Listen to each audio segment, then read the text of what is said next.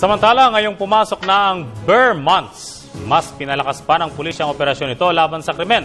Kabilang sa kanilang mga hakbang ay ang pagsasagawa ng random checkpoint operations, hindi lamang sa mga pampublikong sasakyan kundi pati na rin sa mga pribado. Si Alvin Baltazar sa detalye. Hindi exempted ang public utility vehicles o pampublikong mga sasakyan sa pinigting ngayong checkpoint operations ng PNP.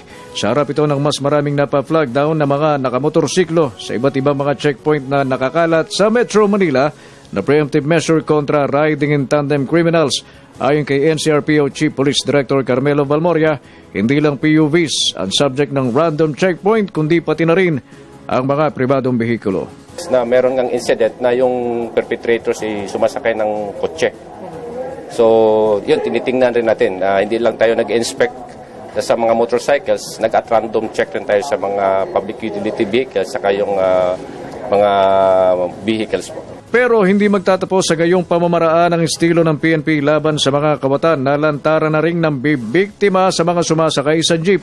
Pangontra sa mga kriminal na tumitirada sa jeep ayon kay Valmoria, mga police in civilian clothes na sasakay ng jeep para ma-caught in the act ang mga kriminal. Meron rin tayong mga police na sumasakay sa public utility jeep na nakapag-civilian po sila, tinatawag natin na secret marshal. Aside from that, meron tayong mga bus marshals. Pabor naman ng publiko sa naiisip na paraan ng PNP na magpalaman ng secret marshal sa mga pampublikong sasakyan.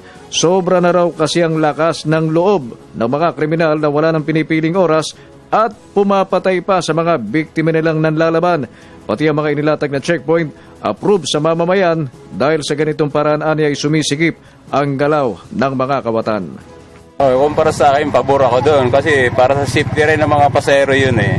Ano talaga, usong-uso talaga yung hold-upan. Iyon, pabor naman, okay naman siya. Mas panatag ang loob ko kung may mga checkpoint. Kaya civilian sila, okay yun. Para sa Telebisyon ng Bayan, Alvin Baltazar.